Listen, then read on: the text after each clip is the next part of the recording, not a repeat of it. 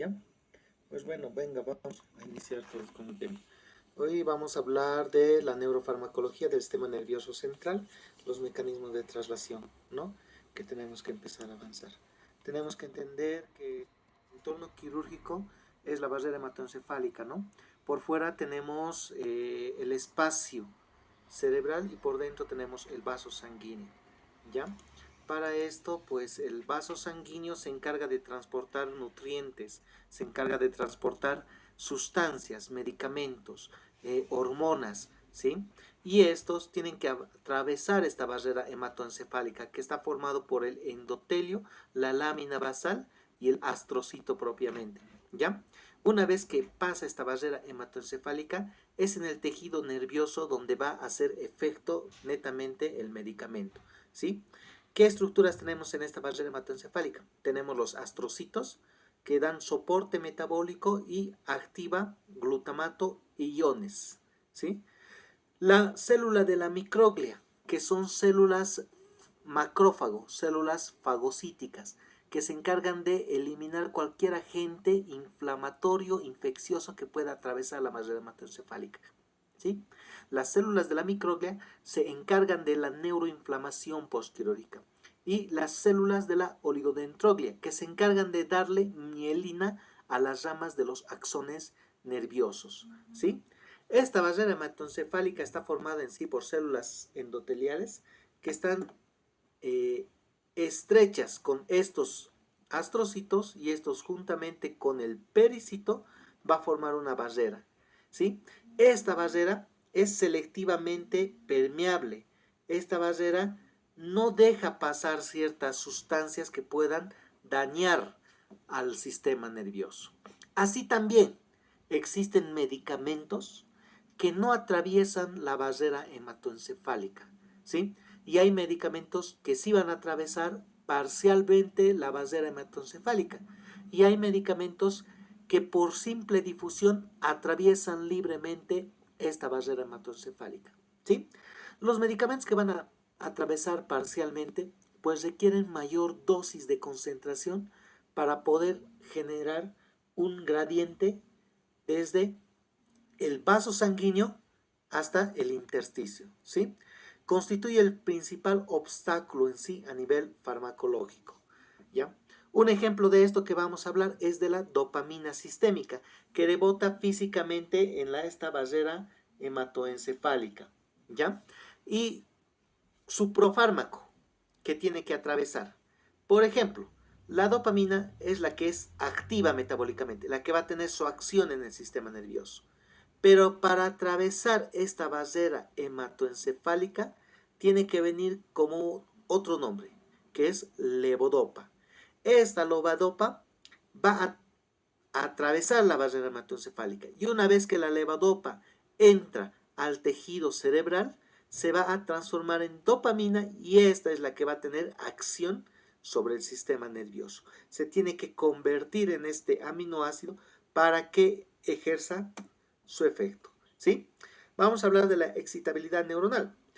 Esta barrera que tiene la membrana del astrocito, de la célula microglia, de la neurona, va a estar formado por una membrana fosfolipídica, ¿sí?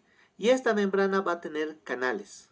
Este es un canal de sodio, canales de potasio, canales de calcio y canales de cloro, ¿ya?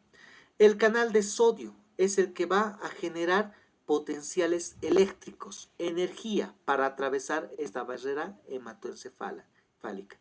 Y es el principal en el sistema de conducción eléctrico, ¿sí? Tanto como el sodio como el potasio. ¿Qué va a generar? Van a generar una bomba. Mientras uno sale, el otro ingresa a través de un gradiente de concentración. Al hacer este intercambio iónico generan una energía eléctrica a nivel de la neurona, lo cual puede interferir en diferentes acciones neuronales. El calcio, que también se encuentra como un gatillo para ciertos neurotransmisores, y el cloro, que generalmente depende de sodio, igual se encuentra presente pero para otros tipos de receptores que son de tipo inhibitorios, ¿ya? ¿Qué hacen?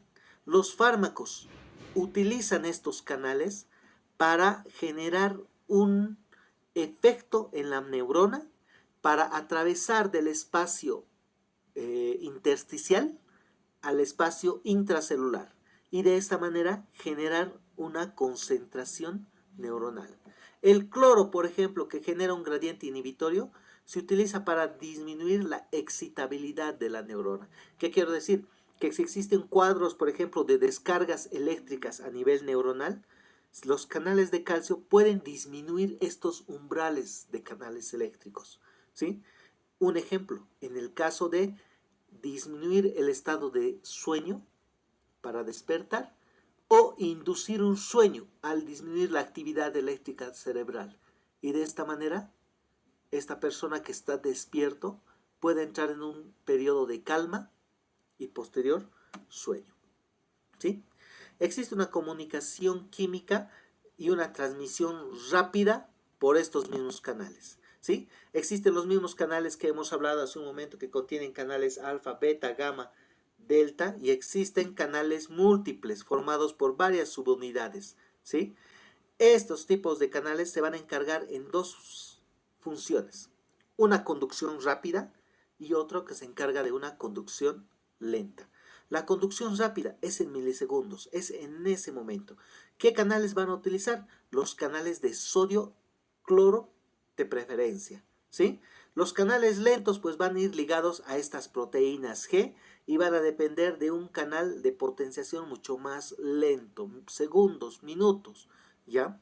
Los canales rápidos generalmente van a ser estos los receptores, de tipo GABA, N-metildiamino, de tipo AMPA, de tipo nicotínicos, y los receptores ligados a las proteínas G van a ser los receptores que hemos hablado en la anterior clase, que son estos adrenérgicos, colinérgicos, muscarínicos, ¿sí?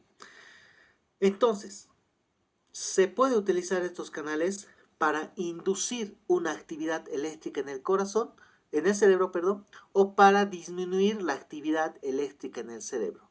Por ejemplo, para inducir el sueño en una persona que va a ser sometida a un procedimiento quirúrgico, pues esa persona se necesita que reciba cierta medicación para que a nivel cerebral se pueda disminuir la actividad eléctrica. Y al disminuir la actividad eléctrica, esta persona entra en sueño, ¿sí? Se puede bloquear los canales de tipo doloroso. ¿Para qué? Evitar que exista una transmisión nerviosa nociceptiva y de esta manera el dolor disminuye. ¿Esto qué nos garantiza? Que cuando una persona recibe algún tipo de anestesia o sedación, esta persona va a entrar en un sueño, va a entrar en analgesia para que se pueda realizar determinado procedimiento quirúrgico. ¿Sí? Muy bien. El bloque sináptico en este caso depende de mucho del ciclo de vida de esta terminación a nivel presináptico, el espacio postsináptico y la membrana postsináptica que va a tener sus receptores que hemos dicho, ¿sí? Entonces, existe a nivel presináptico una síntesis de vesículas que van a transportar diferentes tipos de componentes iónicos, glutamina, G de aspartato, ornitina. Estas se van a liberar a nivel del espacio presináptico en forma de vesículas, ¿ya? Como por ejemplo hablábamos de la acetilcolina. Estos pueden aprovechar los canales de calcio si son dependientes de voltaje, ¿ya? Y una vez que entran a este espacio, van a ejercer un bloqueo presináptico. Este va a generar un mecanismo de tipo inhibitorio para esta neurona postsináptica y de esta manera genera una inducción nerviosa de tipo inhibitoria, ¿ya?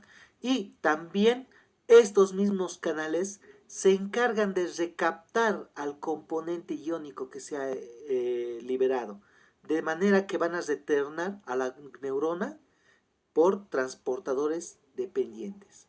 Y por último, va a haber una inactivación enzimática de estos componentes. Por ejemplo, ¿qué hemos dicho? La acetilcolina, al ser liberado por el espacio presináptico, ejerce su acción durante un periodo de tiempo muy corto, porque luego la acetilcolinesterasa se encarga de degradar a la acetilcolina y de esta manera el estímulo nervioso se pierde, a manera que ha sido liberado, ese momento ejerce esa acción y ese momento la acetilcolina es degradada por la acetilcolinesterasa, ¿sí? Entonces, existen dos tipos de estímulos que se tienen que llevar, de tipo inhibitorio y un estímulo excitatorio, ¿sí? Un estímulo de tipo inhibitorio, sedación, ¿ya? Analgesia, ¿sí? En el cual existe un receptor que es de tipo GABA adrenérgico que utiliza canales de cloro, ¿sí? ¿Qué hacen estos? Por ejemplo, son un blanco para las benzodiazepinas, como el fentanilo, midazolam, como por ejemplo el diazepam, ¿ya? Que van a actuar a nivel de este receptor y van a modular una inhibición de este sistema nervioso central, hacer que el estímulo nervioso se letezca o se bloquee, ¿sí? Pero un estímulo excitatorio va a acelerar al sistema nervioso central, va a estimular, ¿sí? Y en aquí se encuentran los receptores de tipo AMPA, que son canales rápidos de sodio, ¿sí? O el receptor del N-metil de aspartato, que es el NMDA, que es permeable a calcio y generalmente se encuentra bloqueado por magnesio en condiciones de reposo. Pero con la acción de la glicina, el fármaco va a ejercer un efecto directamente al sistema nervioso central. Por ejemplo, es un blanco de la ketamina, que se utiliza para sedación. Pero antes de llegar a hacer su efecto, como depende de canales de calcio, siempre va a generar una fasciculación muscular antes de llegar a la parálisis, ¿sí? Entonces, ante una lesión, existe una excitación de estos mediadores, de los transportadores. ¿Qué van a hacer estos?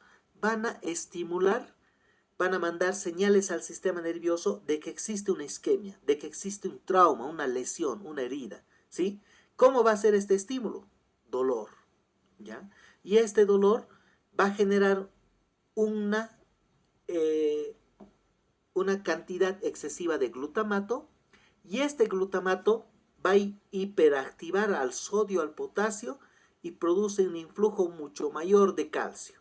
Esto va a condicionar un círculo más vicioso. Mayor dolor, mayor isquemia, mayor lesión a nivel cerebral, ¿sí? Y cuando se produce el glutamato, generalmente se llegan a producir radicales libres, ¿ya? Por la hiperactivación del NMDA, lo cual produce daño mitocondrial, se acaba la formación de energía, induce posteriormente apoptosis celular y luego muerte del tejido, ¿ya?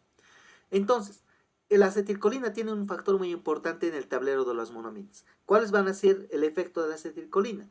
La acetilcolina tiene un efecto a través de sus canales nicotínicos, son rápidos, ¿sí? Y de tipo muscarínicos, ¿ya? ¿Qué función van a tener? Son excitatorios la acetilcolina, estimula el sistema nervioso central. Entonces, su liberación va a generar excitabilidad de la transmisión ganglionar y la función neuromuscular, ¿ya?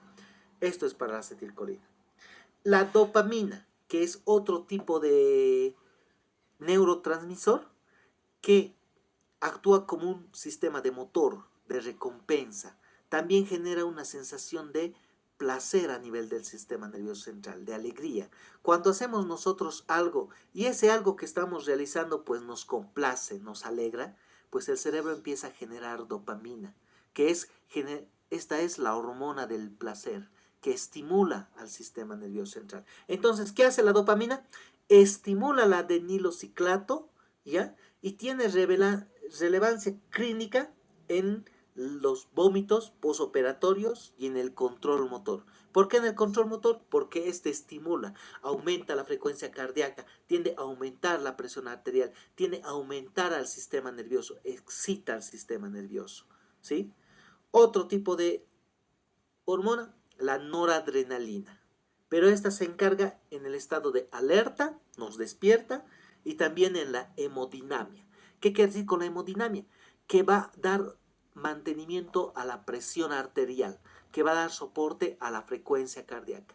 Entonces, la noradrenalina tiene receptores de tipo 1 alfa que actúa a nivel de la vasculatura. ¿Qué es lo que va a hacer?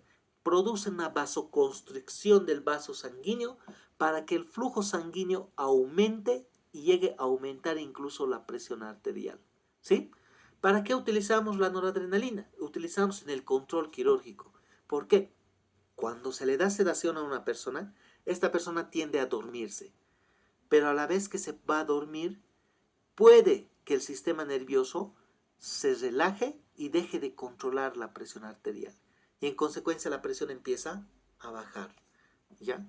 ¿Qué es lo que hace la noradrenalina en la sedación? Es darle presión arterial a esta persona durante el tiempo que dure el procedimiento quirúrgico. Entonces, va a modular la analgesia y la sedación. ¿Sí? ¿Cómo? Aumentando la hemodinamia a nivel vascular. ¿Sí? Otro ejemplo de hormona, la serotonina y la histamina. ¿Sí? Ojo, la serotonina es la hormona del dolor. ¿Ya?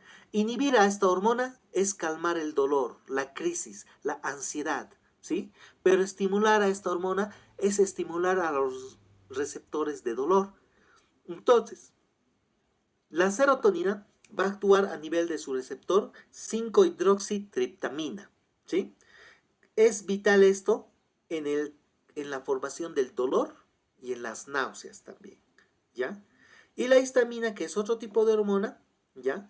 A nivel H1, que van a mediar el estado de vigilia, el despertar cerebral. Y su bloqueo de la histamina genera sedación preoperatoria, induce el sueño, ¿ya?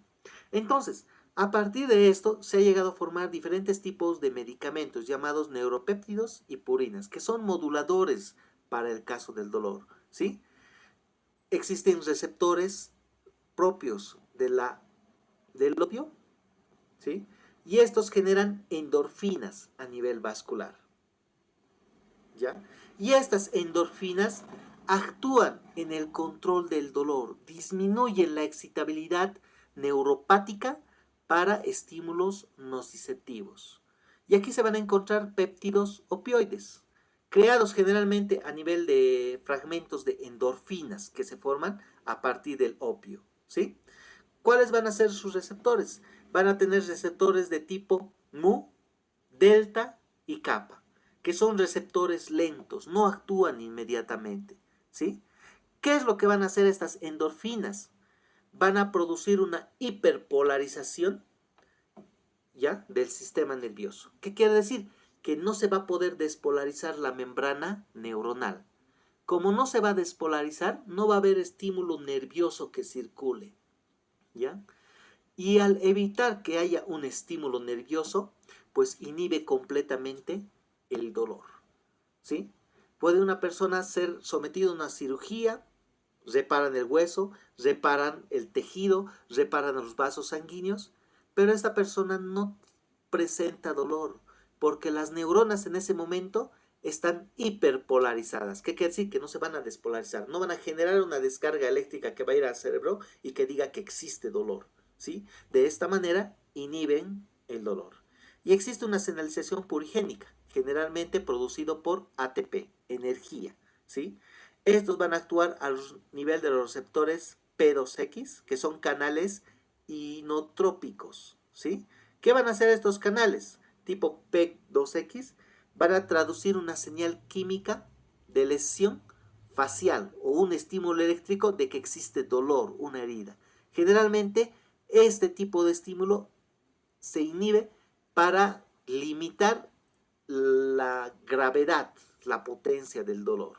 Y de esta manera el dolor se puede volver más tolerable e incluso ausente. Así también, como se envía un estímulo a la neurona postsináptica, esta neurona postsináptica también tiene una señalización retrógrada a nivel de lípidos que llegan a producir y gases. ¿Qué tipo de gases? por ejemplo, el óxido nítrico y el monóxido de carbono, ¿sí? Este receptor postganglionar pues va a emitir una liberación de gases que va a ir a la neurona presináptica, ¿sí? ¿Qué es lo que hace? Activan directamente la guanacil ciclasa en su neurona presináptica para que ésta bloquee sus canales y deje de liberar acetilcolina, que es la que estimula esta neurona postsináptica, ¿sí? Pero de tipo lipídico se encuentra el sistema endocannabinoide, ¿ya? Que estos viajan a través de la membrana presináptica y se unen a su receptor de la proteína mediadora que libera a estas vesículas presinápticas, ¿sí? Interfiere en el cierre de los canales de calcio e inhibe la liberación de estos canales. Al mandar este estímulo retrógrado, estos canales proteicos dejan de liberar estas vesículas. Y al no liberar estas vesículas, el estímulo nervioso se bloquea completamente. Y de esta manera, el dolor puede llegar a disminuir. Existe una síntesis maestra que se encarga en los blancos neurofarmacológicos, ¿sí? ¿Cuáles van a ser estas? Existe una neurona presináptica que a través de canales de sodio, calcio, ¿sí? Se encargan de liberar estas pequeñas vesículas presinápticas, ¿ya? Y estas canales postsinápticos se encargan de recibir el estímulo que están enviando, ¿ya? Inhibir a las vesículas para que no liberen este componente químico como acetilcolina, bloquear al canal para evitar que se liberen estas vesículas, bloquear el espacio presináptico o bloquear el receptor postsináptico, son los puntos de acción por donde van a actuar diferentes tipos de medicamentos. Los anestésicos locales, por ejemplo, van a bloquear el influjo de los canales de sodio, colapsan el potencial de acción desde el origen periférico, ¿sí? Los AINES, por ejemplo, que inhiben la COX a nivel intracelular, bloquean las prostaglandinas y silencian la inflamación dolorosa a nivel del tejido. Los anestésicos generales, por ejemplo, las benzodiazepinas, el propofol, van a amplificar el receptor GABA que se encuentra, ¿sí?, influyendo a nivel del cloro. ¿Qué hace? Deprime y seda al sistema nervioso central, porque el estímulo nervioso que tenía que pasar de esta neurona a esta neurona se bloquea completamente, ¿sí? Y la anestesia disociativa, esto es un ejemplo de dos. Tiene que producir excitación y tiene que producir inhibición al mismo tiempo. Y en aquí como ejemplo principal tenemos a la ketamina. ¿Qué es la ketamina? Bloquea el receptor del NMDA, previene en sí una excitotoxicidad y produce incluso amnesia. Esta persona que reprueba la ketamina para una sedación, pues no recuerda en qué momento se ha llegado a dormir, ¿sí? Por último tenemos a los opioides, como por ejemplo al fentanilo y a la morfina, que actúan sobre estos receptores de tipo muscarínicos para silenciar la traducción del dolor. El estímulo entra, pero bloquea la traducción del estímulo que está pasando. En consecuencia no hay dolor, ¿sí?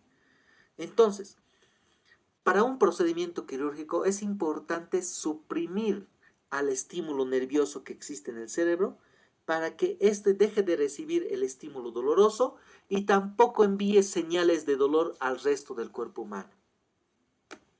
¿Ya? Ahora, en el espectro para deprimir al sistema nervioso central vamos a tener a los hipnóticos, sedantes también llamados, ¿sí? Estos hipnóticos y estos sedantes pues tienen el mismo canal que vemos aquí. El canal de tipo GABA, el canal de tipo NMDA, ¿ya? Que estos canales van a tener varios tipos de subunidades alfa, beta, gamma, ¿sí? Entonces, estos van a actuar a nivel tanto canales alfa, gamma, alfa 1, alfa 2, ¿sí? A nivel de la interfase entre alfa y gamma, o a nivel de la interfase entre alfa 1 y alfa 2. Y de esa manera ejercen su efecto, ¿ya? Este es un ejemplo para los barbitúricos, las diazepinas, los derivados del opioide como el fentanilo, el midazolam, ¿ya? ¿Qué hace la benzodiazepina, por ejemplo?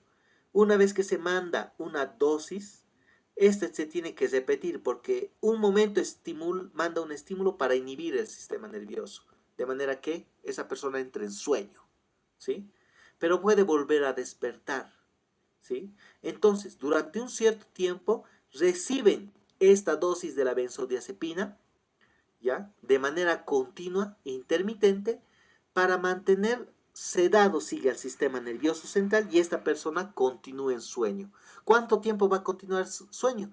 Todo el tiempo que dure la cirugía. Porque una vez que termina el procedimiento quirúrgico, se corta la sedación y este ritmo pulsatil de sedación al cortar hace que esta persona despierte inmediatamente, ¿sí? Entonces, las benzodiazepinas aumentan la frecuencia de apertura del canal de sodio y dependen mucho de la liberación de los receptores GABA, ¿ya? Pero existe otra activación a nivel de estos receptores que son mediados por los barbitúricos. ¿Qué hacen estos barbitúricos? Para ejercer su efecto no es necesario mandarle en dosis en horario, una, otra sobre otra, sino que requiere una apertura del medicamento, mantener durante un cierto tiempo este medicamento y para despertarlo, pues se retira el medicamento y esta persona, al eliminar la sedación, los barbitúricos, empieza a despertar. ¿Sí? Este tipo de sedación generalmente se utiliza para los medicamentos para tratar la epilepsia, por ejemplo, ¿sí? Que inducen un cierto tipo de sueño, una cierta relajación en el sistema nervioso, pero las descargas eléctricas desordenadas que se realizaba a nivel del cerebro se cortan. Y al cortarse estas descargas eléctricas, pues ya no hay un estímulo nervioso que siga manteniendo esta descarga. Y esta persona deja de convulsionar por uso de estos antipléticos. También existen barbitúricos como por ejemplo el tiopental, que es un sedante bastante potente. ¿Qué hace este sedante? Deprime completamente al sistema nervioso central, al punto de evitar que exista actividad eléctrica en el cerebro. Induce una sedación bastante profunda, ¿sí? Entonces, hablando de las benzodiazepinas, requiere una cierta dosis para inducir una hipnosis, ¿ya? Este es el efecto. Generalmente, una baja dosis de benzodiazepina nos ayuda a controlar la ansiedad. Una dosis moderada de una benzodiazepina nos induce una cierta sedación, pero una dosis mucho más elevada de la benzodiazepina induce una hipnosis. Y ahí se puede ir manteniendo, ¿ya? Generalmente las benzodiazepinas no producen anestesia quirúrgica, por lo tanto no se usan en los procedimientos quirúrgicos. Se puede utilizar para inducir el sueño, por ejemplo el diazepam, el clonazepam, ¿sí? Pero para hacer una anestesia no ayuda mucho. Si a una persona le dan diazepam para que se pueda dormir y le hagan un procedimiento, al hacer el procedimiento y al producirle un dolor, esta persona se va a despertar, ¿sí? Porque no tiene un efecto sobre el dolor. Sin embargo, los barbitúricos como el midazolam van actuando rápidamente a medida que se aumenta la dosis, ¿sí?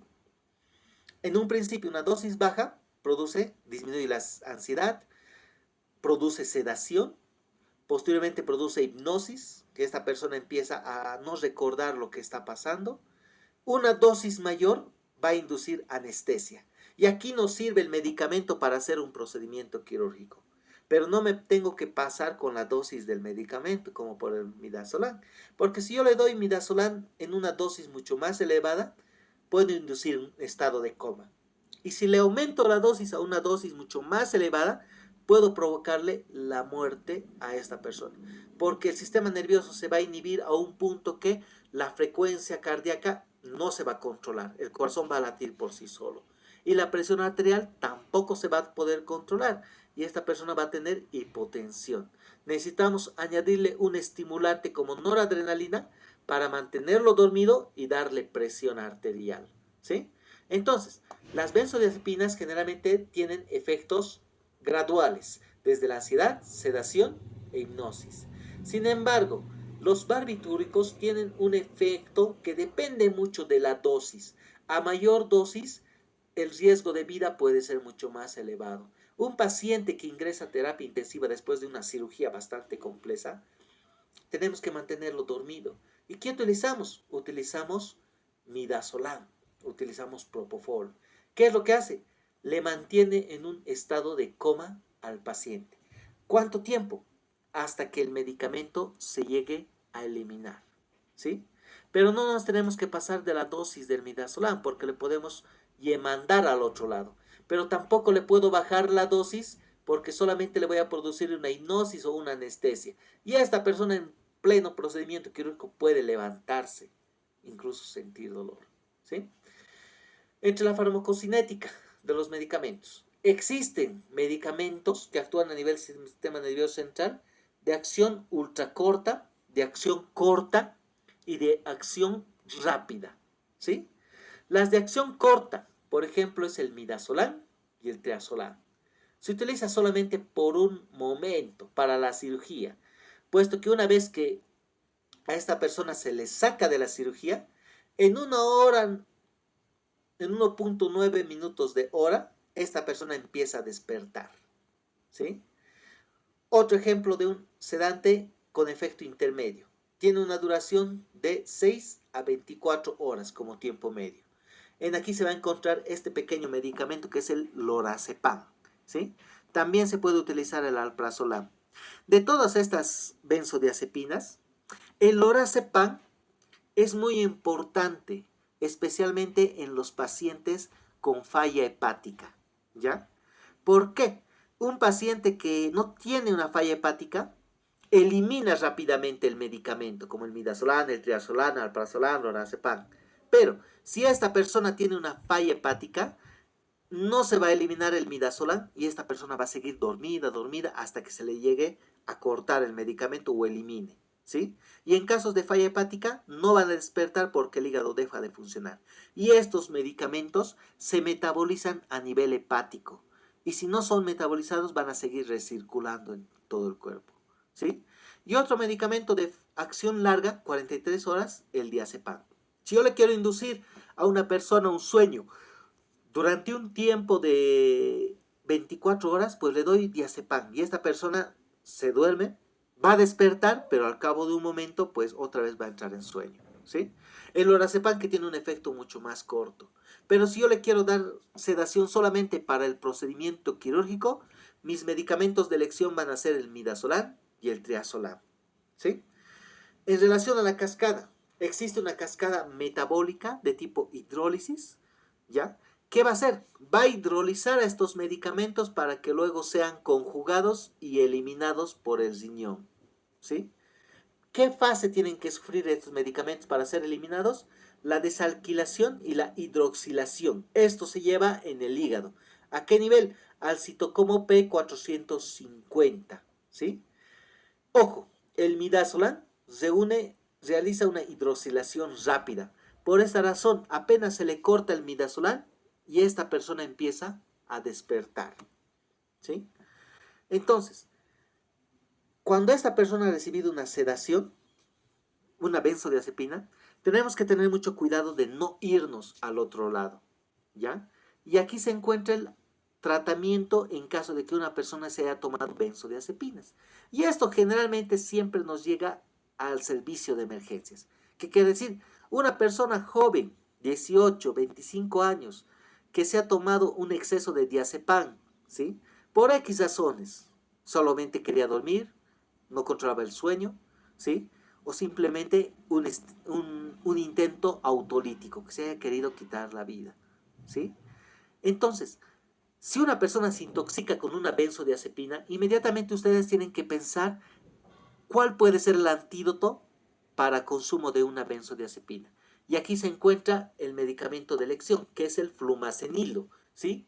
Se puede utilizar en dosis escalonada o una dosis alta y de ingreso, ¿sí? Que es llamado dosis de carga. El riesgo de este medicamento generalmente es que es corto su efecto. Si esta persona se ha tomado un diazepam, un medicamento que va a tardar en eliminar en su cuerpo, el flumacenil pues lo va a despertar durante un pequeño momento, pero el flumacenil también se va a hidroxilizar y esta persona vuelve a entrar nuevamente en sueño, ¿sí? Tenemos que tener mucho cuidado al darle un sedante a una persona. Hay que evitar el efecto de una resedación, de volverle a repetir. Ya la mayoría de las benzodiazepinas generalmente producen habituación y esta persona empieza a consumir y consumir. Y va a llegar a un punto en que la benzodiazepina puede que no le haga efecto, ¿sí? O que se tome demasiado y entre en un estado de coma, de sueño. ¿Cómo lo vamos a tratar o despertar a esta persona? Con este medicamento llamado flumacenil. Tratamiento de la intoxicación por benzodiazepinas, flumacenil. ¿Sí? Ojo, está contraindicado en sobredosis mixta con antidepresivos. ¿Por qué? Porque se eliminan al mismo nivel. ¿Sí? Muy bien. Existen otros medicamentos que se encargan de producir hipnosis. ¿Sí? No producen sueño, no te producen una sedación, sino que disminuyen el umbral despertar del cuerpo humano para que esta persona se encuentre en un estado entre despertar y sueño. Despertar y sueño, ¿sí? Llamado hipnosis, ¿ya? ¿Qué medicamentos aquí se encuentran? Se encuentra el Solpidem, el Saleplom y la Esopliclona, que es el más conocido, ¿sí? El Solpidem tiene un mecanismo de acción mucho más rápido para producir hipnosis, 2 horas. Sin embargo, la Esopliclona tiene una vida media mucho más prolongada, de 5 a 6 horas, ¿sí? En relación al Solpidem, como tiene una vida media corta, este se elimina rápidamente a nivel hepático, ¿sí? Este medicamento está aprobado solamente para uso a corto plazo, 7, 10 días, no más tiempo, ¿sí? El Sapeclom, el Sapeplom, el Saleplom, perdón, se utiliza generalmente por un metabolismo un poquito más corto en relación al otro, ¿sí? Evita en sí sedación residual hasta las 4 horas después de la ingesta. ¿Qué hace? Esta persona despierta rápidamente, nítidamente, sin necesidad de estar otra vez de sueño, que quiere volver a dormir después de recibir este medicamento. Sin embargo, la esopiclona, como tiene una vida media mucho más prolongada, ¿ya? Generalmente se utiliza para el mantenimiento del sueño prolongado, ¿ya? Ojo, este medicamento suele producir disgeusia, un sabor metálico a nivel de la boca, ¿sí? Muy bien. Entre los barbitúricos, tenemos barbitúricos pesados que se utiliza para inducción y otros que se utiliza para sedación. Hay que tener mucho en cuenta el riesgo que puede tener este barbitúrico. Toda persona que va a entrar a un quirófano, pues firma un consentimiento para que se le realice este procedimiento quirúrgico, ¿sí? ¿Por qué? Este medicamento puede entra directamente al cerebro, ¿ya? Y por inducción corta, en 5 o 15 minutos generalmente, ya ha impregnado completamente al sistema nervioso. ¿Qué es lo que va a hacer? Va a tener un efecto clínico por redistribución luego el medicamento en el sistema musculoesquelético y en el tejido adiposo. Ambos llegan a dormirse, ¿sí? Ojo, que hay que tener mucho cuidado con este medicamento, con barbitúricos, como les dije, el tiopental. Porque suprimen el estímulo hipóxico y el quimioreceptor medular, lo cual puede deprimir completamente a una persona. Si no se le mete a una sala de terapia y no se le intuba, es mejor no utilizar este medicamento, ¿sí? Si no se le intuba en quirófano, pues es mejor no utilizar este medicamento si lo que quiere es despertarlo, porque tiene peligros. A nivel del sistema nervioso, puede suprimir el estímulo tóxico, que por la sedación esta persona deja de respirar adecuadamente. Otro peligro, un peligro metabólico, por el citocromo P450, ¿sí? Que acelera en sí el metabolismo de los pacientes, ¿sí? Y una contraindicación absoluta para el uso de barbitúricos es la porfiria aguda intermitente, ¿sí? Y mucho cuidado con la aspirina, porque estos medicamentos se metabolizan a nivel hepático. ¿Y qué va a hacer este medicamento, tiopental, junto con otro medicamento que se elimina a nivel hepático? Va a sobrecargarse a nivel del hígado y esto le produce un mayor índice de toxicidad y esto puede llegar a matarlo. En la modulación circadiana generalmente existen medicamentos que se tienen que administrar de acuerdo a la hora. No le puedo dar a una persona un medicamento para despertar cuando ya es de noche y esta persona debería dormir, ¿sí? Lo contrario, no le puedo dar un medicamento para dormir cuando esa persona debería estar en sí despierta, ¿ya? ¿Por qué? Porque es de día. Siempre hay que respetar el ciclo circadiano en el momento de utilizar un medicamento, ¿sí? Uno de estos podemos hablar de los cogéneres de la melatonina, ¿sí? Estos cogéneres generalmente tienen disponibilidad con una vida media de 2 horas aproximadamente, ¿sí? Pero producen depresión del sistema nervioso, ¿sí? Porque tienen un efecto rebote. A la vez que va a deprimir el sistema nervioso, este puede volver a manifestarse una vez que se suspende, ¿sí? Otro tipo de medicamento es por inhibición de las orexinas, ¿sí? El suborexan, que es uno de los ejemplos más clásicos, se une a sus receptores de orexina 1 y 2 y apaga el interruptor de vigilia a nivel del hipotálamo cerebral, ¿sí? Al menos se requiere 7 horas de sueño para poder despertar a esta persona si se ha tomado uno de estos medicamentos, ¿sí? ¿Cuáles entonces van a ser estos medicamentos que estamos hablando? Estamos hablando del diazepam, midazolam, que son parte de la familia de las benzodiazepinas. ¿Cuál va a ser su receptor? El receptor va a ser el ácido gamma aminobutírico, también llamado GABA, ¿sí? ¿Tiene efecto a nivel del sistema nervioso central? Sí, tienen efecto, producen sedación, sueño. ¿Cuál es el tratamiento en caso de consumir accidentalmente este medicamento? Me he tomado más de la dosis que debería tener. Tomar flumazenil, ¿sí? Lo despierta inmediatamente. Riesgo generalmente operatorio en pacientes clase 4, ¿sí? Y en nuestro gold estándar, pues nosotros utilizamos generalmente para sedación y para calmar la ensedianza. No más se suele utilizar. Si hay alguno que pues realiza, pues ese es exceso del medicamento, ¿ya? Entre fármacos tipo Z, como el solpidem, que actúa igual a nivel del ácido gamma aminobutírico, ¿sí? De su unidad alfa. ¿Tiene efecto a nivel del sistema nervioso central? Sí, tiene efecto a nivel del sistema nervioso central, atraviesa la barrera hematoencefálica, ¿sí? ¿Cuál es su antídoto en caso de intoxicación por este medicamento? Que me he tomado más de las tabletas que debería, flumazenil, ¿sí? ¿Tiene un riesgo operatorio? Generalmente no, ¿ya? Y es un excelente para tratar el insomnio operador, ¿sí? Otro tipo de medicamentos son los barbitúricos, que ejercen su acción a nivel del ácido gamma amidobutírico de tipo alfa. ¿A través del sistema nervioso central? No, pero si se acumula este medicamento por falla hepática, induce un coma a nivel cerebral. ¿Tiene un antídoto? Al momento sigue de investigación, ¿sí?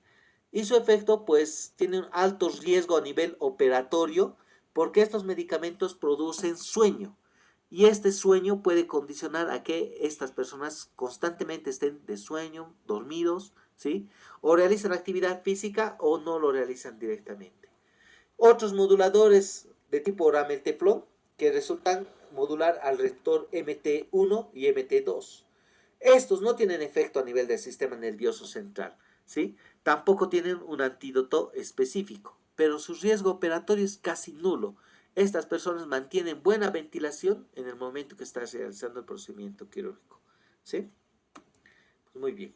Entonces, ¿qué tenemos que tener como decisión ante una paciente que tiene que ser sometido a un procedimiento quirúrgico? ¿Sí? Tenemos que ver la necesidad de amnesia y sedación intraoperatoria profunda. ¿Con qué se le va a dormir a este paciente? ¿Sí? Fácil es decir, vamos a mandar a cirugía y que el cirujano tiene que ver esto, ¿no? Ahí mismo el mismo cirujano pues se encuentra preparado para resolver cualquier tipo de complicación por cualquiera de estos sedantes, ¿sí? Pero existen riesgos que ni siquiera estos medicamentos pueden ejercer su efecto, ¿sí? Por ejemplo, un ejemplo especial es en el EPOC o en la apnea obstructiva del sueño, ¿sí? Estas, en estos dos casos, las benzodiazepinas disminuyen el tono y las vías aéreas superiores, lo cual produce hipoxemia severa, ¿sí? Ocupando estos receptores adrenérgicos. Pero en pacientes ancianos, generalmente el aumento de grasa corporal prolonga la vida media, ¿ya? Generalmente de varios fármacos, por ejemplo el diazepam, midazolam, ¿ya? Generando metabolitos por conjugación en sí directa, que es el lorazepam y el oxazepam. El lorazepam quería tenerle un efecto, un nombre especial para este medicamento, porque el lorazepam se puede utilizar de todos los demás medicamentos en la falla hepática, ¿sí? Diazepam no solo utilizar en falla hepática porque el hígado al fallar no puede eliminar el medicamento. Midazolam tampoco se puede utilizar porque el hígado al tratar de eliminar el medicamento por su misma falla no lo va a eliminar y el medicamento va a seguir recirculando en el cuerpo entero. Pero hablando de estos otros tipos de medicamentos para tratar el asma y el EPOC, ¿sí? Disminuyen la actividad intrínseca del cuerpo, la ansiedad, y de esta manera las vías respiratorias pues se relajan, existe una cierta vasodilatación y la respiración empieza a realizarse de manera tranquila, ¿sí? Hablando de los opioides, en aquí tenemos mucha importancia en los fármacos que actúan en la tercera escala de la sedación, ¿sí? Y en aquí vamos a hablar de la respuesta a estos estimulantes metanfetamínicos, ¿sí? Por ejemplo, el Precomp, que es la propia melanocortina, va a producir beta endorfinas y tiene receptores de tipo gamma, kappa, ¿sí? La preproencefalina, que tiene receptores de tipo metencefalina y leoencefalina, tiene una afinidad por los receptores de tipo gamma, que está presente en el dolor trigerminal, del trigérmino. Y la prodinorfina, ¿ya? Que va a producir una sustancia llamada dinorfina tipo A, dinorfina tipo B, que son alfa neuroendorfinas, que tienen una exclusividad por los receptores de tipo kappa, ¿sí? ¿Qué hacen estos? Al actuar sobre estos distintos receptores, van a modular la neurotransmisión del dolor a nivel espinal o supraespinal, a nivel de sistema nervioso, ¿sí? Evitando que el estímulo llegue a su receptor de dolor y en consecuencia produzca dolor en nuestro cuerpo, ¿ya? Estos receptores para el control clínico generalmente van a estar basados en proteínas G, ¿sí? Estos son proteínas G de tipo MOR por los receptores kappa tipo mu y el objetivo es la analgesia quirúrgica, evitar la euforia, miosis, pero la dosis más alta puede producir depresión respiratoria.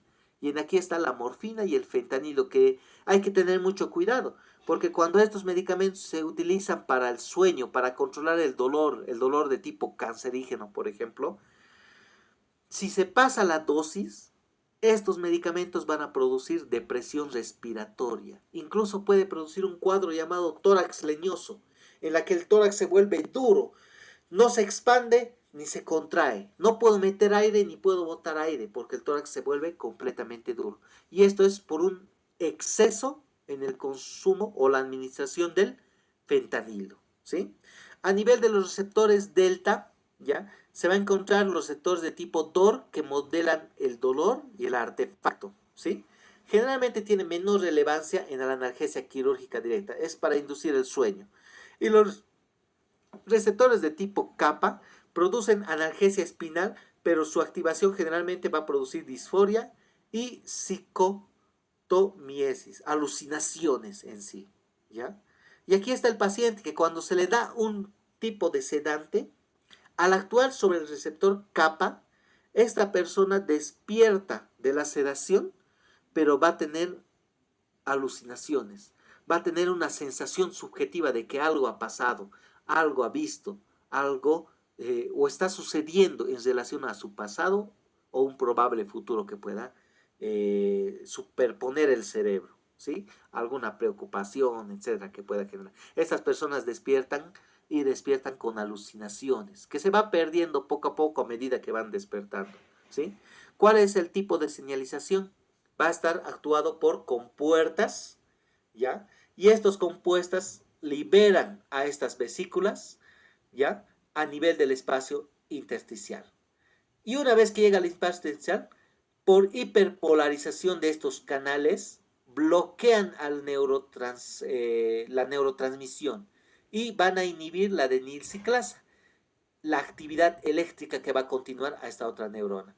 Y de esta manera bloquean el dolor, bloqueando al liberador, bloqueando al canal y inhiben la denilciclasa para que este estímulo que ha pasado no se convierta en un estímulo doloroso al entrar en la neurona postsináptica, ¿sí? Entonces, estos medicamentos derivados de los opioides se pueden utilizar de dos tipos, señalizados con la proteína G, que tienen un efecto analgésico, solamente analgésico. Por ejemplo, el tramadol, que es derivado de los opioides. Pero también se puede utilizar como señalizador de la arrestina. Y este sí tiene un efecto, aparte de analgésico, va a actuar en la desensibilización e incluso en efectos adversos a nivel del sistema nervioso central. ¿Y cuáles van a ser estos efectos que vamos a ver? Depende de cada órgano, ¿sí? A nivel del sistema nervioso central, por ejemplo, los sedantes producen analgesia supraespinal, espinal y luego producen sedación, ¿sí? Estos medicamentos solamente se utilizan un pequeño momento, porque luego al despertar, estas personas despiertan con euforia, ¿sí? Con una cierta desorientación. Y hay que tener mucho cuidado al despertar a estos pacientes, porque resulta que le han operado por un procedimiento quirúrgico y al despertar con euforia, esta persona se abre la herida, ya sea abdominal, de la cara, se arranca los puntos de sutura y empieza a despertar. Y el dolor lo despierta aún más, ¿sí? Estos medicamentos, todos estos generalmente producen miosis, pupilas pontiformes, ¿sí? ¿Por qué? Porque produce una excitación del núcleo de Edinger-Westphal, que se encuentra a nivel del mesencéfalo, ¿sí? Y aquí las pupilas nos sirven de interés. ¿Por qué? Porque cuando se le da sedación a un paciente, y yo quiero saber si esta persona sigue bajo los efectos de la sedación, simplemente voy y me fijo las pupilas. Si las pupilas siguen puntiformes, mióticas, contraídas, pues esta persona continúa con el efecto de las benzodiazepinas, ¿sí? De los opioides. A nivel pulmonar hay que tener mucho cuidado con las benzodiazepinas porque producen depresión respiratoria. Y por estas razones que muchas personas llegan a consumir un exceso de benzodiazepinas, se intentan quitar la vida. ¿Qué es lo que quieren inducir? Quieren inducir una depresión respiratoria por una reducción de la sensibilidad al CO2 y esta evita que el pulmón vuelva a expandirse y a contraerse. Ya no hay inspiración, ya no hay expiración, acumula CO2 en exceso y puede fallecer por falta de oxígeno. A nivel cardiovascular, producen vasodilatación periférica y estos producen hipotensión ortostática en sí al paciente. Y si a un paciente le dan una sedación, pues tenemos que cuidar de que no hipotense, porque puede bajar la presión y luego hay que darle noradrenalina para subirle la presión, porque tiene efecto alfa 1, beta 1, ¿verdad? Pero si no le doy este medicamento, durante la cirugía puede mantenerse con presiones bajas, al punto que el corazón no va a bombear bien, va a dejar de orinar porque no hay presión arterial para que los riñones funcionen adecuadamente. También los sedantes tienen un efecto a nivel gastrointestinal, que actúan a nivel de la constipación, incluso en la éstasis gástrica, aumentando el tono del esfínter de Oddi, ¿sí? A nivel del ciclo de la contradaptación o la tolerancia, estos producen generalmente hiperalgesia después de haber utilizado el medicamento. Y aquí está la adicción a estos medicamentos. Una persona que consume generalmente opioides, ¿ya? Sea tramadol, sea morfina, sea otro tipo de derivado del opioide, generalmente este le va a calmar el dolor en un inicio, ¿sí? Pero una vez que está eliminando estos opioides, va a haber un desacoplamiento funcional. Las proteínas G se activan, el receptor empieza a recibir el estímulo, se activa el sistema N-metil de aspartato, que es el estímulo excitatorio al sistema nervioso central, Y al activarse estas moléculas, van a producir una hiperalgesia inducida por opioides. Y esto es lo malo que de una persona que consume este tipo de sustancias, por ejemplo el tramadol, ¿sí? Que va a consumir para el dolor de manera crónica, crónica, crónica. Y va a llegar a un punto que va a decir, no, necesito mi tramadol porque si no me va a doler, ¿sí? Porque el efecto del opioide al eliminarse produce una hiperalgesia, ¿sí? Cuando la dosis es mínima, generalmente produce miosis y constipación. Generalmente la tolerancia es nula, ¿ya? Pero si le aumentamos la dosis a un 60%, puede producir depresión respiratoria. Y aquí hay que ver porque es una tolerancia moderada, hay que tener mucho cuidado en aquí. Pero si le mostramos la dosis a un 80% de tolerancia que este paciente va a tener, pues este empieza a generar una analgesia, incluso una euforia. El medicamento lo puede tolerar rápidamente. ¿Por qué? Una vez que se expone, utiliza, activa el sistema NDA aspartato una vez que el medicamento ha sido eliminado y le vuelve a inducir dolor. Y esta persona ya no tiene dolor por la caída, por el accidente que ha tenido. Va a tener dolor por el consumo crónico de estos medicamentos, de los opioides, ¿sí? Tenemos que tener entonces un arsenal bastante comparativo al momento de utilizar derivados opioides. La morfina es muy potente. Esta viene en tabletas, viene en comprimidos. Su inicio cuando se administra por vía endovenosa suele ser en 15 minutos. La duración de la morfina 3 a 4 horas generalmente tiene su efecto, ¿sí? Es hidrofílica, libera histamina y se utiliza en la asma y la hipotensión. Ojo con los metabolitos si si el hígado está fallando, ¿ya? El fentanilo es 100 veces más potente que la morfina.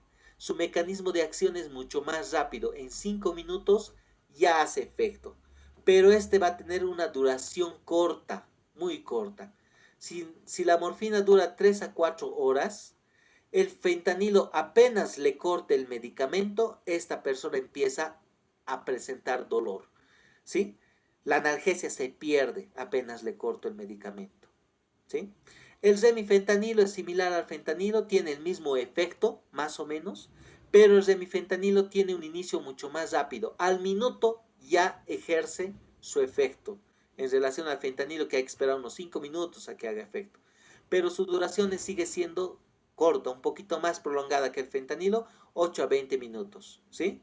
Es metabolizado a nivel de la sangre por esterasas plasmáticas y se utiliza estos en analgesia postquirúrgica en pacientes oncológicos para darles una sedación continua, no en bolos en horario, sino que constantemente en goteo, goteo, goteo está entrando al torrente sanguíneo y está manteniendo una analgesia permanente, ¿sí?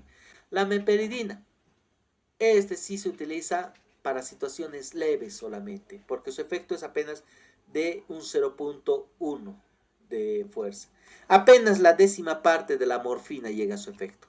Tarda 10 minutos en hacer efecto y su concentración de el tiempo que va a durar va a ser de 1.5 a 3 horas.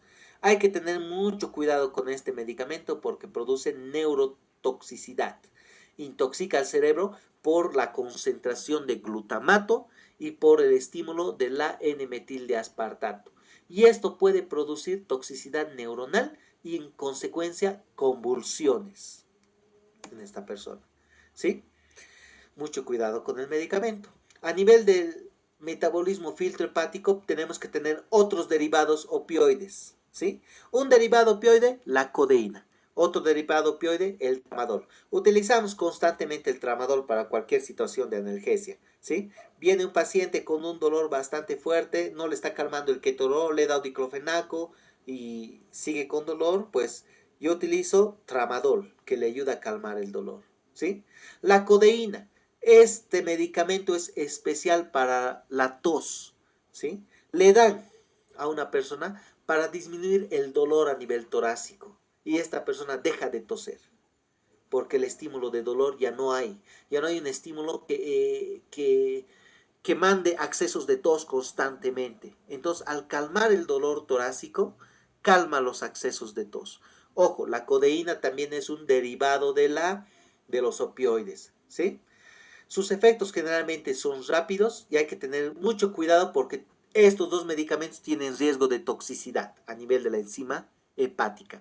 Jamás se tiene que combinar estos dos medicamentos, puesto que cada uno es para diferente acción. La codeína a nivel pulmonar disminuye la tos y el tramadol en caso de dolor neuropático. ¿Por qué no le puedo asociar los dos? Porque estos dos se eliminan a nivel de la enzima citocromo PI2D6, ¿sí? ¿Y qué es lo que va a hacer? Si los dos fármacos entran al hígado, esta enzima se va a consumir y en consecuencia deja de producirse y el hígado falla. Ya no va a eliminar estos fármacos. Y esta persona sigue con analgesia, analgesia, analgesia hasta que el hígado empiece a funcionar. ¿Sí?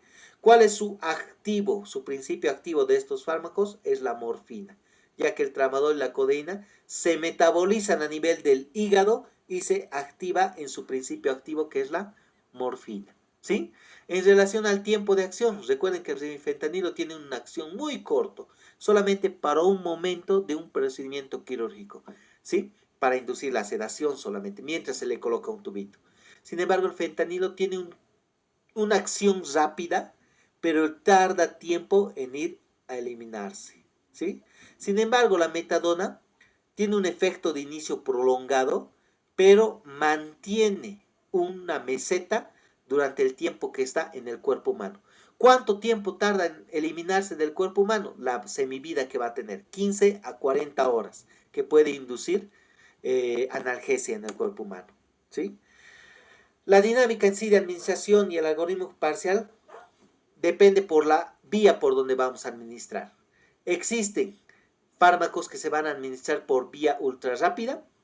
Se agarra fentanilo y se pone a nivel sublingual y su efecto es rápido, ¿sí? Y evita el metabolismo a nivel del hígado, si yo le doy por la boca. Pero también le puedo dar en infusión continua. ¿Qué quiere decir? Que en esta solución yo le administro una ampolla, dos ampollas de tramadol y este tramadol va a ingresar en goteo continuo durante 24 horas. No le estamos dando todo el medicamento en uno solo, porque este medicamento lo va a eliminar y más rato otra vez dolor. En consecuencia le vamos a dar unas 3, 4, 5 ampollas durante un día. Pero para evitar esto, se puede administrar en bomba de infusión continua. ¿Qué quiere decir? Que el medicamento a dosis mínima va a ir ingresando continuamente en 24 horas, ¿sí? Pero también se puede utilizar en la anestesia epidural, que es el principal neuroeje. Para hacer una cirugía de la cadera para abajo o una cesárea, el anestesiólogo siempre va a recurrir a una anestesia epidural. ¿Qué va a hacer? Va a puncionar la médula espinal y va a insertar un tipo de anestésico, ¿ya? La buprenorfina, por ejemplo, que va a inducir una analgesia a nivel de la médula espinal. Que si lo ha pinchado a nivel lumbar, todo de la columna lumbar hacia abajo puede estar anestesiado y no tiene dolor, ¿sí? Y en las cesáreas de vital importancia, porque operan el vientre, abren el útero, sacan al feto y el paciente no está dormido, está despierto. ¿Y por qué no tiene dolor? Porque se ha bloqueado a nivel de los canales medulares, ¿sí? En caso de toxicidad, ¿qué tengo que hacer? Si una persona llega por un consumo excesivo de algún tipo de sustancia, tramadol, morfina, fentanilo, ¿ya? Tenemos que tener cuidado de que presente esta tríada. Y si un paciente le llega al consultorio y llega a un estado de estupor, como si hubiera bebido pero no tiene un aliento alcohólico, está en estado casi de coma, las pupilas están puntiformes y apenas empieza a hacer respiración, ojo, con seguridad esta persona ha consumido benzodiazepinas o barbitúricos, ¿sí? Y en el caso de los barbitúricos, hay que tratar estos con su antídoto. ¿Cuál es el antídoto? La naloxona. Para las benzodiazepinas es el flumazenil, pero para los opioides la naloxona es el antídoto porque es un antagonista competitivo de los receptores. La naloxona va a tener una vida media de 1 hora, 4 minutos, 64 minutos, y es mucho más corta que la metadona. Generalmente requiere monitoreo continuo para que esta persona vuelva a entrar en coma, ¿sí? La naloxona no se le da una dosis y esa persona despierta. Se tiene que preparar y entra continuamente, porque como se elimina en 1 hora, necesitamos sigue mantenerle, para que en 1 hora esta persona no vuelva a entrar en un estado de coma por el opioide que ha consumido, ¿sí? ¿Hasta aquí se entiende claramente lo que hemos hablado?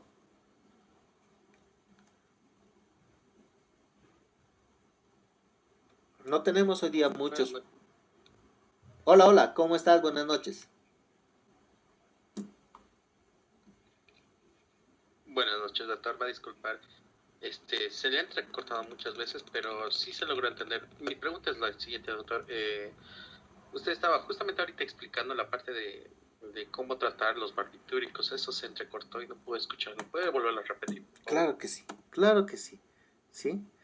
En caso de intoxicación por barbitúricos o opioides, ¿ya? Nosotros debemos buscar si esta persona tiene clínica de que ha consumido estas sustancias, ¿ya? Generalmente, una persona que llega a consumir estas sustancias puede presentar estos 3 tipos de síntomas, ¿ya? Yo me doy cuenta que una persona ha consumido alguna de estas sustancias, ¿ya? Generalmente cuando ya tiene miosis. ¿Qué quiere decir? Las pupilas son puntiformes, ¿ya? Un ejemplo claro, les puede llegar un accidente, ¿sí? Una lesión a nivel de la cara, la han golpeado, ha venido de una fiesta y en la fiesta pues se han peleado, ha llegado golpes a la cara, ¿ya? Pero cuando le estás revisando en ese momento, tú te das cuenta que las pupilas están puntiformes, ¿sí? Eso no es un efecto del alcohol. Esto es un efecto de una sustancia controlada.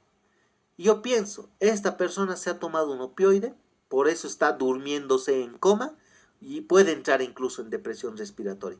Esta es la tríada letal que puede matar a una persona. Tengo que evitar que entre en depresión respiratoria, porque si deja de respirar, se muere, ¿sí? Una vez reconocido esta tríada, yo puedo asumir que con seguridad esta persona se encuentra en una intoxicación por opioides, ¿sí? ¿Y qué tengo que hacer? Le tengo que dar el antídoto. Y el antídoto que compite por el receptor del opioide es la naloxona. La naloxona solamente tiene un efecto de 64 minutos, que quiere decir que le tengo que dar en 64 minutos otra dosis. O le puedo dar en dosis continua, que entre en la solución de manera continua. ¿Para qué? Para que la naloxona entre al receptor MOR en vez del opioide. Y al ocupar el receptor del opioide, esta persona empieza a despertar. Al ser un antagonista competitivo, compite por este receptor. Y en consecuencia esta persona despierta en caso de intoxicación. La pregunta en el examen es clásico que tienen que aprenderse. Benzodiazepinas, diazepam, que es el medicamento bastante consumido en toda la población, ¿sí? Se ha intoxicado con diazepam, tratamiento flumazenil, ¿sí?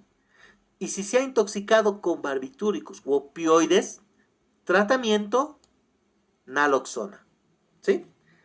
Espero se haya entendido claramente esta partecita. Sí, doctor, gracias, se entendió. Muy bien. Continuando entonces con los temas, pues vamos a hablar ahora de los anestésicos locales que actúan a nivel ya no del sistema nervioso central. Ahora sí nos vamos a ir al tejido, ¿sí?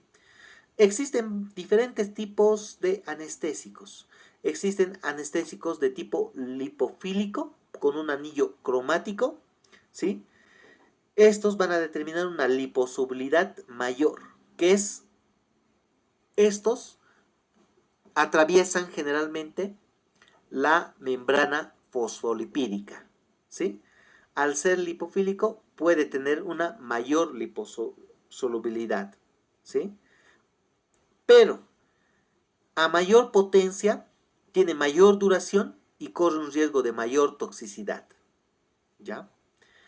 Otros analgésicos locales que son de cadena intermedia, ¿ya? Son tanto lipofílicos como hidrofílicos. Y se van a definir por un anillo ester, que es lo que presentan, ¿sí? Y un anillo amida. Para que este elemento sea eliminado del cuerpo humano, se requiere que se desactive en el plasma y la amida que tiene que ser metabolizada en el hígado para ser eliminado. Pero existen otros anestésicos locales que tienen otro polo hidrofílico, que son una amina terciaria. Estas determinan la hidrosolubilidad. No atraviesan la membrana plasmática, pero hacen su efecto en el intersticio, ¿sí? Entonces define el tiempo de inicio, generalmente de acción, y duran mayor tiempo. El mejor anestésico local va a ser el que tiene una elevada hidrofobicidad, ¿sí? Por el polo lipofílico. ¿Por qué tiene que tener una hidrofobicidad? Porque atraviesa la membrana plasmática y entra dentro de la célula para hacer su efecto. Esto va a conducir a una mayor potencia clínica, pero también puede aumentar mayor índice de toxicidad en relación al índice terapéutico. Entonces, son diferentes tipos de medicamentos que vamos a ir viendo, ¿ya? El canal terapéutico para estos casos van a ser canales de sodio que son dependientes de voltaje, ¿ya? El anestésico no ionizado generalmente atraviesa esta membrana fosfolipídica por estos canales, ¿ya? De manera rápida. Una vez que atraviesa esta membrana fosfolipídica, dentro del citoplasma se va a unir a las moléculas de hidrógeno y forman un catión del anestésico reducido, ¿sí? Y al formar este catión, producen un bloqueo de esta proteína. ¿Para qué? Para que el estímulo nervioso deje de conducirse, ¿sí? Entonces, la forma cargada de este componente bloquea el receptor intracelular y en consecuencia produce un cierre de este canal que puede recibir un estímulo doloroso. Y al bloquear este estímulo doloroso, pues, hace su efecto anestesiando al tejido, ¿sí? Entonces, los anestésicos generalmente que se aplican localmente, esos anestésicos que vienen en spray, que suelen utilizar los deportistas que hemos visto en este partido del mundial. Alguien se caía, se hacía un golpe en la rodilla, venía el paramédico que le iba a auxiliar, agarraba un anestésico local en spray y le aplicaba directamente en la piel. ¿Qué tenía que hacer este anestésico que está siendo aplicado en la piel? Tiene que atravesar esta membrana. Pero para atravesar esta membrana, este medicamento tiene que ser lipofílico, ¿sí? Entonces, se cruza por esta membrana, entra en el tejido intracelular y una vez que entra en el tejido intracelular, forma un catión LAT reducido y bloquea a este poro por donde ha entrado. Y en consecuencia el dolor calma. Y estos jugadores, una vez que el dolor ha sido bloqueado por este anestésico, se levantan, no sienten dolor y siguen jugando. Existe un bloqueo dinámico en sí por frecuencias de voltaje, ¿ya? Un canal en reposo, por lo cual va a tener una baja afinidad por el anestésico. Generalmente el poro está cerrado. Una vez que el canal se abre, la afinidad por el anestésico va a ser alta. Entonces, el anestésico entra dentro de la célula, ¿sí? Pero al entrar dentro de la célula, este canal puede cesarse y la afinidad máxima se bloquea, ¿sí? Lo que puede entrar otra molécula que estimule el dolor en la célula es bloqueado por este anestésico, que no solamente entra a nivel intracelular, sino que bloquea el canal completamente, ¿sí? Al bloquear el canal de la membrana celular, entonces el estímulo doloroso no va a transmitirse por la célula, porque los canales por donde debería viajar han sido bloqueados. ¿sí? Un nervio generalmente va a ser estimulado repetidamente por un dolor agudo y este se bloquea cuanto más rápido el nervio se encuentra en reposo. Cuando se hace un bloqueo troncular, es lo que se intenta hacer. Infiltrar el anestésico, ya sea lidocaína, ¿ya? Y la lidocaína ingresa por el canal y al ingresar por el canal, bloquea este canal. Y al bloquear este canal, pues el estímulo nervioso ya no se va a transmitir. Y este es el efecto que va a realizar. ¿Por qué se tiene que administrar localmente? Porque es estos canales los que se tiene que bloquear.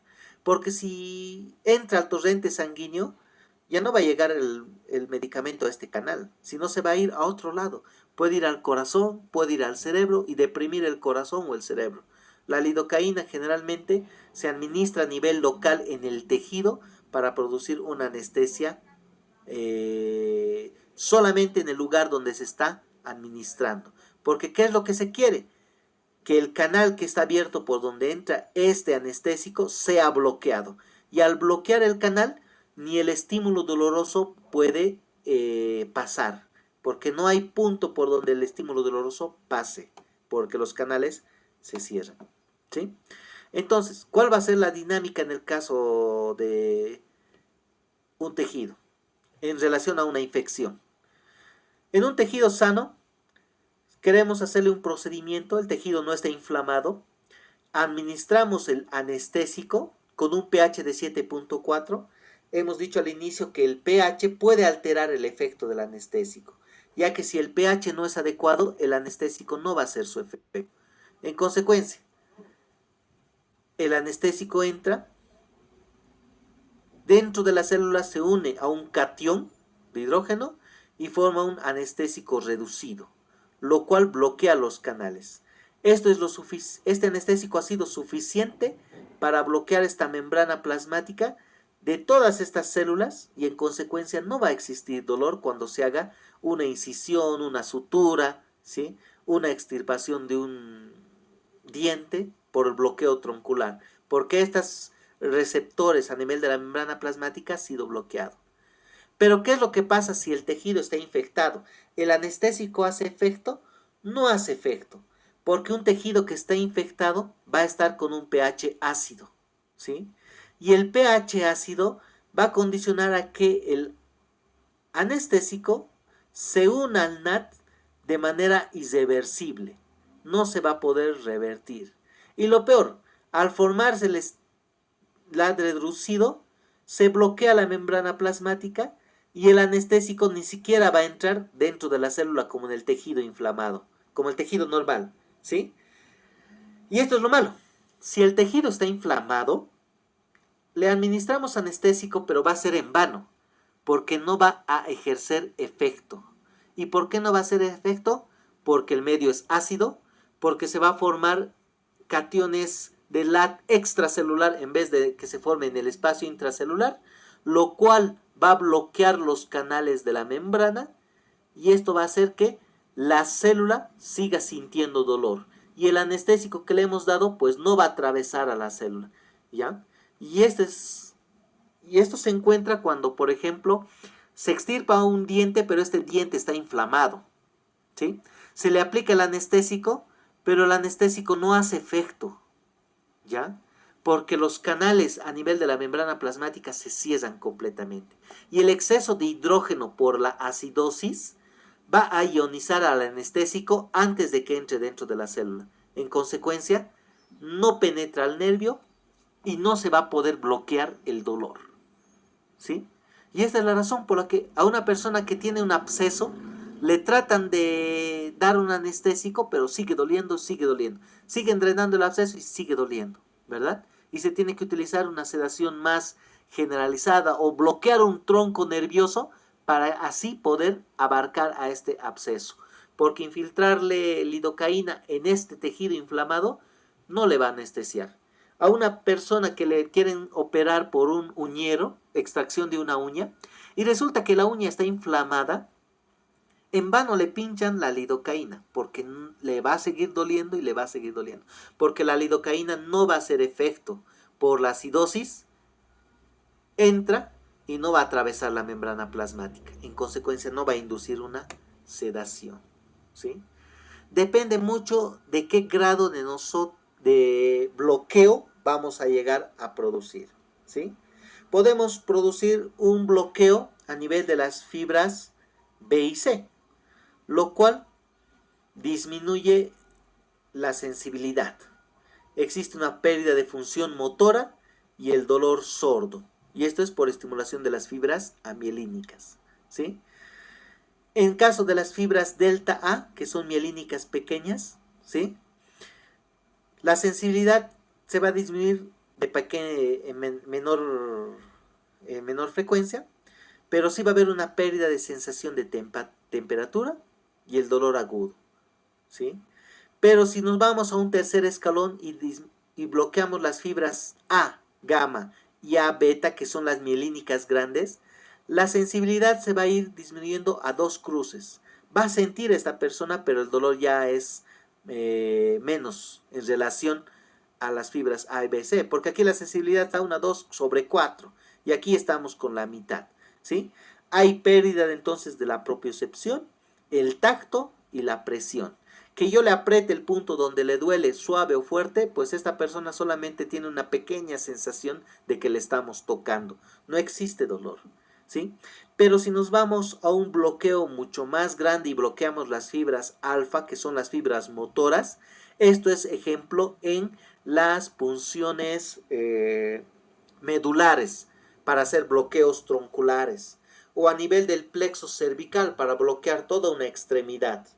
¿Sí? La sensibilidad se disminuye completamente y existe un bloqueo final y una pérdida de la función motora. Esta persona deja de movilizarse, ¿ya? Generalmente, cuando utilizan un bloqueo a nivel del plexo braquial para esta extremidad, es cuando van a hacer una cirugía traumatológica a nivel de la mano. Van a reducir el hueso a su lugar, le van a poner un clavo. A nivel mandibular, pues se tiene que inducir una sedación bastante profunda para volver a acomodar los huesos en su lugar antes de volverlo a despertar o recupere la función motora. ¿Sí?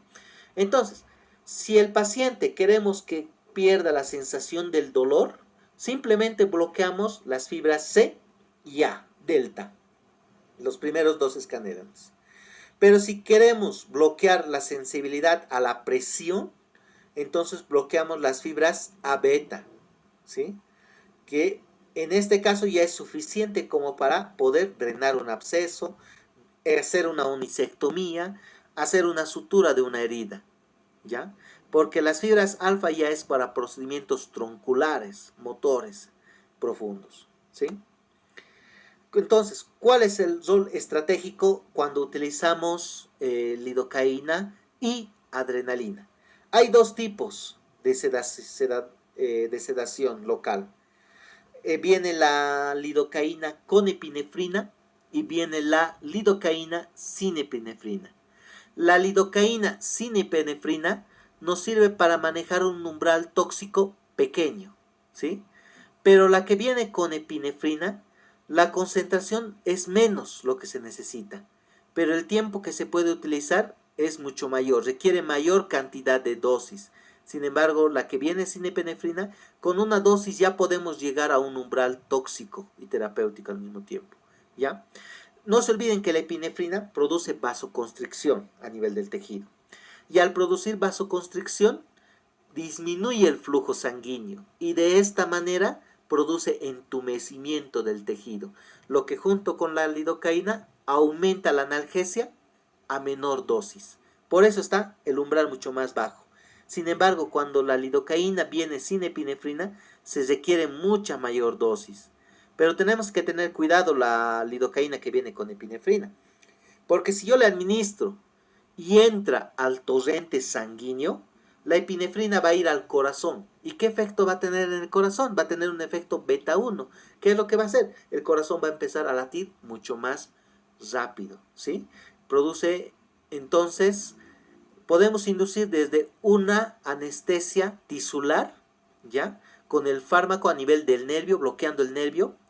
Tenemos que tener un perfil de seguridad por la absorción sistémica y reducir el pico plasmático, porque si entra al torrente sanguíneo, pues toda la dosis que le estamos administrando para un tejido se va a ir a otro lado y no va a tener un efecto local. Es más, podemos aumentar la toxicidad porque le vamos a tener que administrar mayor cantidad de lidocaína, ¿sí? ¿Cuál es la ventaja de utilizar lidocaína con epinefrina? La ventaja es de que produce hemostasia local. Les he dicho, la epinefrina produce vasoconstricción. Entonces, si yo tengo una lesión a nivel facial y esta lesión está sangrando, yo puedo infiltrarle con lidocaína con epinefrina, ¿sí? Lo cual la epinefrina, aparte de anestesiar el punto de sutura, también va a disminuir el sangrado. ¿Por qué? Por la vasoconstricción. De esta manera, el punto que nosotros vamos a tratar va a ser más limpio, más seco. Ya no va a haber sangrado. En consecuencia, voy a poder ver lo que estoy suturando en ese momento, ¿sí? Entonces, la epinefrina se puede utilizar, ¿ya?, para infiltraciones locales, ¿ya?, cuando el sangrado es capilar. Pero está contraindicado para inyectar epinefrina cuando yo le voy a dar a una arteria, ¿sí? ¿Por qué? Porque si yo le doy a la arteria se va a vasocontraer y puede que todo el tejido deje de recibir oxígeno, ¿sí? Porque voy a inducir una hipoxia por vasoconstricción. Eso es lo malo, ¿ya? ¿Qué tenemos que hacer como protocolo de rescate en caso de anestesia local? Porque estos entran al sistema nervioso y si entra al sistema nervioso puede disminuir la excitación, puede producir inquietud, temblor, puede producir convulsiones clónicas y puede producir, que es un espasmo, las convulsiones clónicas, un temblor que va a generar, y puede producir una depresión y falla respiratoria. ¿Por qué? Porque la lidocaína atraviesa la barrera hematoencefálica y entra al cerebro. Y en el cerebro puede producir depresión respiratoria, ¿ya? A nivel cardiovascular, produce una vasodilatación periférica, la lidocaína, disminuye la excitabilidad del corazón, que el corazón va a empezar a latir mucho más lento, ¿ya? Y también puede inducir arritmias severas y colapso. Cuando se infiltra lidocaína, hay que tener mucho cuidado de que la lidocaína no tiene que entrar al torrente sanguíneo. Entonces, ¿qué es lo que hacemos para evitar que la lidocaína entre para estar seguros de que la lidocaína no entre al torrente sanguíneo? Realizo una aspiración para estar seguro de que no he pinchado un vaso, un capilar sanguíneo. Porque si sale sangre, ¿qué hago? ¿Le administro la lidocaína o no le administro? ¿Qué me dicen ustedes? No, doctor. No, porque voy a producir cualquiera de estos dos síntomas. Lo voy a dar al cerebro, depresión respiratoria y deja de respirar. Le doy al corazón, empieza a hacer arritmias cardíacas y el corazón puede dejar de funcionar, ¿sí? Ojo con esto. ¿Cuál es el antídoto? En este caso, lo primero es asegurar vía aérea y darle oxígeno. Ten que evitar que entre falla respiratoria. Y eso es dándole oxígeno. Por más que se deprima el sistema nervioso, si yo le doy oxígeno, el cerebro no va a sufrir, el corazón no va a sufrir. Una vez que despierte, le quito el oxígeno y el paciente está tranquilo, ¿verdad? Tengo que evitar convulsiones, porque puede convulsionar si entra al sistema nervioso central. ¿Y cómo voy a evitar convulsiones? Benzodiazepinas.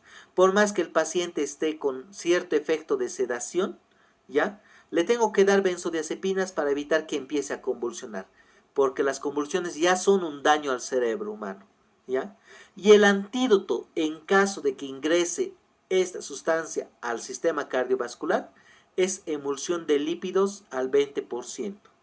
Estos lípidos lo venden generalmente en todas las farmacias para nutrición parenteral. Entonces se agarran esta emulsión de lípidos, se canaliza una vía venosa periférica y se le da los lípidos, porque los lípidos van a atrapar al complejo del anestésico, ¿ya? Y en consecuencia lo va a sacar del sistema nervioso, lo va a sacar del sistema cardiovascular y esta persona puede volver a despertar, ¿sí? ¿Por qué? Porque hemos dicho, el anestésico es lipofílico para ejercer su efecto en el sistema nervioso. Entonces, los lípidos agarran, son atraídos por este anestesio lipofílico y los saca del sistema nervioso, los saca del sistema cardiovascular, ¿sí? Entonces, tratamiento en caso de intoxicación por lidocaína a nivel del sistema nervioso, lípidos endovenoso al 20%. No tengo lípidos, tengo que prevenir convulsiones y tengo que darle oxígeno para asegurar la vía respiratoria, ¿sí? Un ejemplo claro es esta, la bupivacaína, ¿ya? Y hace un momento les hablaba de las embarazadas. Para que las embarazadas tengan su parto por cesárea, les infiltran este medicamento bupivacaína a nivel de la médula espinal, a nivel de L3, le hacen una punción de la tercera vértebra lumbar y le inyectan esta bupivacaína, ¿sí? Y esto va a producir un bloqueo acumulativo. Pero si esta bupivacaína entra al torrente sanguíneo o sube a la cabeza, ¿ya? Porque su acción solamente es local, en el punto que está administrando, hacia abajo se bloquea. Pero si este sube, puede producir depresión respiratoria y depresión cardiovascular. Y en ahí la consecuencia es grave, porque la paciente en plena cesárea les va a decir, no puedo respirar. Y de repente deja de respirar. ¿Qué va a hacer el anestesiólogo? Le tiene que dar lípidos para evitar la toxicidad del sistema nervioso, le va a dar benzodiazepinas, le va a dar otro sedante para que continúe la cirugía, no se puede suspender la cirugía a medio procedimiento, ¿ya? Y de esta manera lo regula y lo compensa. El anestesiólogo generalmente va a tener varios tipos de anestesia en el momento que va a inducir la sedación. Y si con bupivacaína la cirugía ha ido bien, pues no ha necesitado otro medicamento. Como la bupivacaína ha entrado directamente al sistema nervioso, a la médula espinal, no va a afectar al feto. Y esa es la razón por la cual se elige este medicamento. Porque si le dan una sedación general que lo va a deprimir, lo va a dormir a esta persona, pues el niño también tiene riesgo de que nazca deprimido, incluso que necesite ingresar a una sala de terapia intensiva, ¿sí? ¿Cuáles son entonces estos medicamentos para infiltración localizada que ustedes tienen que saber? El más fácil, el que más utilizamos, el que está a la mano para todos nosotros, es la lidocaína. La lidocaína entonces viene con epinefrina y viene sin epinefrina. Dosis máxima, ojo, tenemos que calcular una dosis máxima porque si entra al torrente sanguíneo no tiene que ser letal, ¿sí? 4 miligramos por kilogramo, y si la lidocaína viene con epinefrina, hasta 7 miligramos por kilogramo, ¿sí? Esta es una referencia universal y es estándar para todo procedimiento rutinario, para una herida, para una onisectomía, para quitar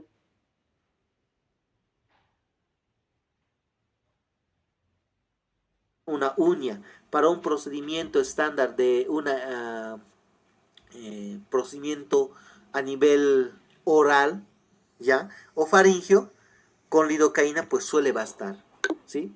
Otros fármacos que tienen que aprenderse, la articaína, que tiene un grupo ester, este pasa más rápido la membrana y su efecto es mucho más rápido, 1 a 6 minutos, y dura solamente 1 hora como máximo, la mitad del tiempo de la lidocaína, ¿sí? Otros prefieren este tipo de medicamento porque así como entra rápido, su efecto sale rápido y menos riesgo de que esta persona entre en depresión respiratoria. Porque si entra en depresión respiratoria, 1 hora le tengo que mantener vivo y el efecto se elimina. Sin embargo, la lidocaína dura hasta 2 horas. ¿Qué voy a hacer 2 horas si el paciente se deprime? Entonces, generalmente se suele preferir la articaína en relación a la lidocaína porque su efecto es más rápido y se elimina más rápido, ¿sí? Entonces, es exclusivo en metabolismo dual, es excelente para penetración ósea y para infiltraciones periodontales, ¿sí? Porque es más seguro, actúa más rápido, se elimina más rápido. La bupivacaína es para una duración mucho más prolongada, 6 a 8 horas de analgesia, ¿sí? Este es el medicamento de elección en embarazadas que les colocan a nivel lumbar para que tengan sus hijos por cesárea. Ideal para el control posoperatorio extenso y requiere precaución por riesgo cardiotóxico. Puede intoxicar al corazón, ¿sí? Y la mepivacaína, que tiene una acción intermedia, ¿ya? Dosis de 7 miligramos kilogramo peso, tiene menor vasodilatación, no hace hipotensión a estos pacientes y es de elección cuando los vasoconstrictores están contraindicados. Cuando no le puedo dar adrenalina, entonces puedo utilizar este medicamento, ¿ya? Hablando de pacientes con cáncer oncológicos, en el tratamiento del dolor muchas veces se ha recurrido a utilizar infiltraciones, ¿ya? De acuerdo al tipo de cáncer que tiene, ¿sí? Si es cáncer tiroideo, si es cáncer en la rodilla, ¿ya? Se hacen infiltraciones locales, ¿ya? Y en este caso se ha utilizado la bupivacaína, ¿ya? Que le hacen un pinchacito a nivel de la columna lumbar y la bupivacaína está ingresando en goteo lento y continuo para el dolor del cáncer, ¿sí? Lo malo es que no se puede utilizar durante mucho tiempo. Se ha utilizado durante un periodo corto hasta que el paciente llegue a recuperar o mejorar sus condiciones o le damos otro analgésico hasta que le haga efecto, pues podemos asociarlo esto a la bupivacaína. Si el paciente ha tenido una cirugía bastante complicada, bastante dolorosa, ¿ya? Y los medicamentos que le estamos dando después de la cirugía pues no le hacen un buen efecto, pues un anestesiólogo utiliza este medicamento que es la bupivacaína para hacer un control del dolor durante las primeras horas posoperatorio, ¿sí? Y es efectivo porque el paciente despierta y sin dolor, tranquilamente, ¿ya? Entonces, varios de estos medicamentos son nuestro arsenal en el momento de utilizar una anestesia localizada. Depende mucho de la duración del procedimiento, de la necesidad de la hemostasia y el pH del tejido a la infección. Se tiene que utilizar una infiltración ósea, generalmente con artracaína, que es el efecto el más utilizado a nivel óseo, ¿ya? Y la mepivacaína cuando existe un riesgo adrenérgico vasoconstrictor severo. Pero todos estos se usarse con mucha precaución para evitar una toxicidad cardiovascular, ¿sí? En sí, la verdadera maestría al hacer un procedimiento quirúrgico no depende del bisturí, no depende de mi capacidad. En sí depende del anestesiólogo que me va a dar una buena sedación para que yo pueda hacer este procedimiento adecuado, ¿sí? Y en ahí nosotros le preguntamos, ¿qué le está usando para el procedimiento que vamos a hacer? Y de ahí que nosotros le digamos, no, dame una bupivacaína para que el efecto sea un poco mejor y yo con calma haga el procedimiento quirúrgico. Imagínense un paciente que se está despertando en pleno procedimiento. O peor, que se mueva y que haga que ustedes se equivoquen al momento de hacer un corte, ¿no? Entonces, generalmente tiene que tener una combinación adecuada de acuerdo al procedimiento que se va a hacer. Se tiene que tener mucho cuidado con el pH en casos de infección, porque si le damos infiltración localizada no le va a hacer efecto. Me refiero a irme a anestesia general, ¿sí? Y tiene que tenerse con mucho cuidado una hemostasia, evitar un sangrado en el momento que estamos haciendo el procedimiento quirúrgico, ¿sí? Si hasta aquí se tiene alguna pregunta, pues estoy dispuesto a responderles durante este momento que vamos yendo. Doctor, una consulta. Dígame. Hablando de los anestésicos en zonas donde tenemos que aplicar que presenta una infección, un absceso, no hace efecto, dijo usted. Sí. He escuchado por ahí algunos ponentes que dos opiniones. La primera es que algunos comentan que pueden mezclar la dexametasona con la lidocaína para poder desinflamar en esa zona específica donde se va a realizar una extracción de esta pieza dentaria que está con absceso. Otros he escuchado que utilizan lo que es el alcalinizar la zona con con bicarbonato de sodio. ¿Usted alguno de esos conoce? Tal vez nos pudiera orientar. Mire, son hipotéticos. Cualquiera de esos métodos, pues se ha intentado. El pH ácido evita que el medicamento, que el anestésico haga efecto. En consecuencia, el dolor va a seguir, ¿sí? Pero darle bicarbonato, tendríamos que infiltrar en el tejido bicarbonato. Porque si le doy en el lugar donde está la herida, no le va a hacer efecto, ¿sí? Darle dexametasona ayuda a desinflamar. Pero ¿sabes en qué momento es mejor iniciar esta dexametasona? Antes de realizar el procedimiento, ¿sí? Y aquí hay un tema muy importante en el uso de antibióticos, que está en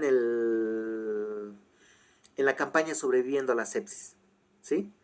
Que si hay una persona que va a requerir un procedimiento quirúrgico, pues yo le tengo que dar antibióticos para esa infección antes de que se someta al procedimiento quirúrgico.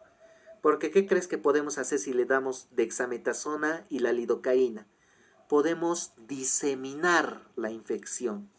Una infección que puede ser odontógena, ¿sí? Localizada. Imagina que lo mandemos a la faringe. O que peor, pase al sistema sanguíneo y pase posteriormente al corazón. ¿Ya? Entonces, lo ideal es que si yo voy a utilizar un corticoide, tengo que utilizar un antibiótico en estos pacientes. Y antes de que yo le someta al procedimiento, le tengo que dar una dosis de un antibiótico y un corticoide, ¿sí? Quiero decir que si este paciente pues viene con una inflamación localizada por un diente que hay que extraer evidentemente y está un absceso ahí bien localizado, lo mejor es ser prudente. En este momento yo no le puedo quitar esta pieza porque lo único que voy a hacer es diseminar la infección, dándole corticoide, mejorándola con bicarbonato para que yo le pueda sacar. Le voy a sacar sin dolor, obviamente, le voy a aumentar la dosis, le saco. Pero puedo diseminar. Y si le doy un corticoide, el corticoide, ¿qué va a hacer? Va a relajar la primera barrera de defensa, ¿sí? Porque nosotros rompemos la barrera con el corticoide. Y lo malo es que la infección puede diseminarse. ¿Qué es lo mejor? Si voy a utilizar un corticoide, que sea de uso sistémico y lo asocio con un antibiótico, para que así, con seguridad, ayuda a desinflamar el tejido, le estoy protegiendo con un antibiótico para evitar la diseminación y cuando se haga el procedimiento, la lidocaína va a hacer efecto porque el corticoide ha entrado, pero a su vez protejo de que la infección se disemine por el corticoide porque ya le he dado antibiótico. Lo ideal es una dosis antes de hacer el procedimiento quirúrgico. Lo ideal es utilizar cefalexina, cefotaxima antes del procedimiento quirúrgico. Le pinchan, le administran corticoide con antibiótico y yo inmediatamente después de eso ya le puedo realizar este procedimiento quirúrgico porque va a desinflamar, ¿sí? Y en relación a bicarbonato, pues produciríamos un daño en el tejido infiltrando con bicarbonato al tejido. El tejido se va a inflamar. El bicarbonato, no te olvides que es sal, es una concentración de sal, ¿sí? Y entrando en el vaso sanguíneo, puede producir irritación del vaso sanguíneo. Imagínate en el tejido, que si yo le administro, el riesgo que existe es que produzca una mayor inflamación en el tejido, ya no por la infección, sino por el agente irritante del bicarbonato. Hay teorías que se pueden utilizar en relación a esto, pero siempre hay que ver la parte colateral. La lidocaína se puede utilizar con dexametasona, pero si voy a utilizar dexametasona, tengo que darle antes un antibiótico, porque se va a diseminar la infección, ¿sí? No después, antes del procedimiento. Y en el caso del bicarbonato, el riesgo no va a ser de alcalinizar. sino va a hacer que voy a producir una mayor irritación en el tejido. Y esta inflamación, en vez de que mejore, puede que para la siguiente que yo la vea, aumente o empeore la infección, ¿sí? La recomendación es, si no está comprobado, no utilizar. Prefiero utilizar un corticoide con antibióticos, sí, pero bicarbonato no. Gracias, doctor. Lo que más o menos los he entendido a estos colegas doctores es que agarraban la dexametasona, mezclaban en el cartucho del anestésico local, no sé qué porcentaje, me he olvidado, de la misma manera con el bicarbonato mezclaban o inyectaban al cartucho del anestésico local para poder bajar el pH ácido de la zona donde está el absceso y poder que haga efecto la anestesia. Pues muy riesgoso Eso es lo te que diré, muy riesgoso te diré, porque la dexametasona va a hacer que la infección se disemine. Y el bicarbonato a nivel del tejido va a hacer que la inflamación aumente, ¿sí? Es lo malo. ¿Sabes qué nos pasa en los pacientes cuando les ponen bicarbonato vía endovenosa? Aquí en la manito, le ponen una vía y le ponen el bicarbonato. Si la bránula se sale y entra al tejido, esta zona se irrita, se inflama, se vuelve doloroso por el bicarbonato. Imagínate en esta región, podemos aumentar el dolor, podemos producir otro tipo de inflamación más que el de la infección, que va a ser de tipo irritativo. Ese es el riesgo. Yo no lo recomendaría. Prefiero utilizar corticoide sistémico y antibiótico.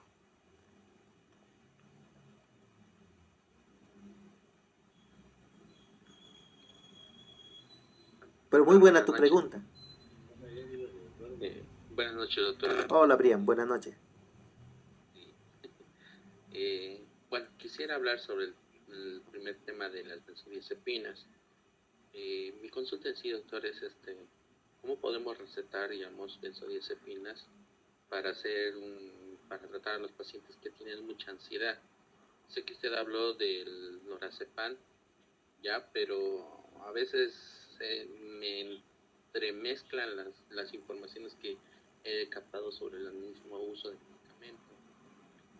A veces dicen que sí o sí tienes que tener preparado un aparato respiratorio por si la situación, pero otros dicen que simplemente con medicarlo un poco a una dosificación menor, entonces logras tranquilamente la eliminación de la ansiedad. ¿Cómo se manejaría ese tipo de medicamento, doctor, haciendo un consultorio normal? Pues hay que hacerle primero una prueba al paciente, ¿sí? Porque en el momento que yo le voy a administrar, yo tengo que saber qué grado de sedación le va a producir a este paciente. Prefiero darle una noche antes y ver cómo ha dormido con la dosis que le he dado. Y siempre se inicia con dosis mínima, ¿sí? El clonazepam, por ejemplo, viene de 2 miligramos, ¿sí? Estos, al ser benzodiazepínicos, producen cierto tipo de sedación, tranquilizan al paciente para que este paciente colabore, pero no todos los pacientes son iguales, ¿ya? Si tu paciente es un paciente con un peso estándar, el clona te viene indicado de primera línea, ¿ya? Le puedes iniciar con media. ¿Ha dormido bien? No ha dormido bien. No ha dormido bien, le aumentas la dosis a 1 miligramo, ¿ya? Y tu dosis tope nunca debe pasar de 2 miligramos día, ¿ya? Pero, si tienes un poco de controversia por el efecto del clonazepam, porque es una benzodiazepina, y siempre viene el miedo, por ahí me paso, se puede utilizar otro compuesto no benzodiazepínico, por ejemplo el clotiazepam, que es similar, pero no tiene efectos adversos. Y a esta persona lo tranquiliza, lo calma y me aseguro de que no va a tener, voy a tener seguridad de que no va a tener efectos adversos. Pero si tienes otro paciente que es bebedor, que tiene falla hepática, el medicamento de elección en la falla hepática es el lorazepam, porque el lorazepam se elimina por la orina. Sin embargo, los otros dos que te mencioné, el clonazepam, el clotiazepam, el diazepam, se eliminan por el hígado. Y si tú le das clonazepam a una persona que tiene falla hepática, ¿sí? Se va a dormir y no va a despertar porque el hígado está fallando, ¿sí? Lo importante es siempre saber qué tipo de función tiene. Hoy en día hay lorazepam en todo medio. De preferencia uno puede utilizar lorazepam porque le daría un efecto calmante a este paciente. Y le doy una dosis mínima, 1 miligramo basta. Y con 1 miligramo pues le induzco sueño. Si tiene alguna falla hepática pues se va a eliminar. Si no tiene falla hepática voy a tener una gran seguridad. Pero para uso de estos medicamentos siempre hay que pedir pruebas de función hepática, ¿ya? Y en aquí un poquito se nos complica la cosa para utilizarlo ambulatoriamente, ¿sí? Lo ideal es que le hayan iniciado antes este medicamento con un laboratorio y luego nosotros pues lo vamos manteniendo o lo vamos dando dosificación en la sala de control. Como dosis única se puede utilizar, pero prefiero que se utilice el lorazepam por el riesgo del hígado, porque me vienen muchos pacientes y me dicen yo no bebo, pero usted sabe que muchos mienten. Y de aquí a darle un medicamento y que luego esté durmiendo y no despierte, a nosotros nos pone una soga en el cuello, ¿verdad? Preferiría utilizar lorazepam, que es mucho mejor.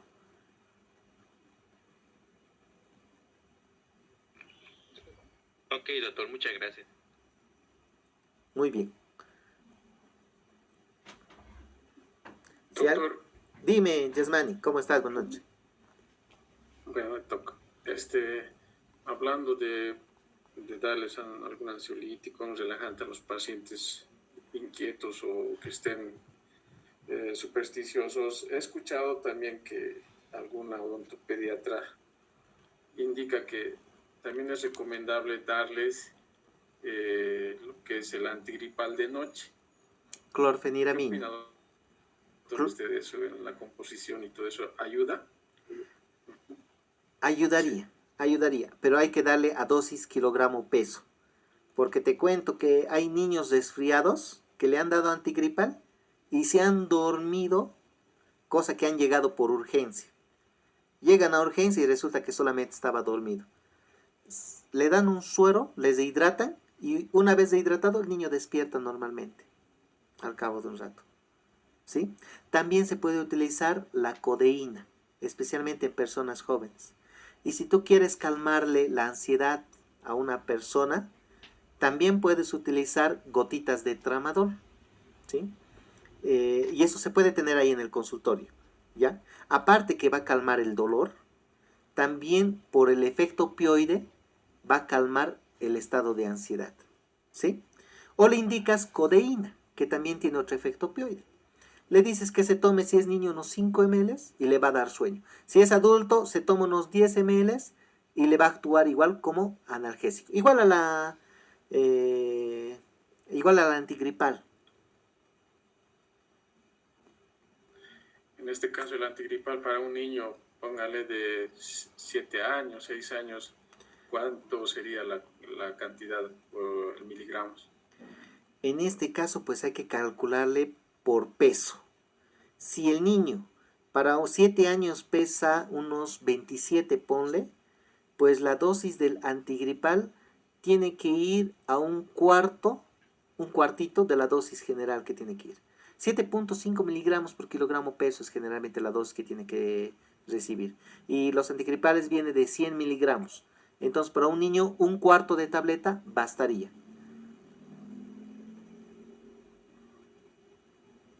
Gracias, doctor. Que vale 7.5, 35 miligramos aproximadamente que tiene que recibir.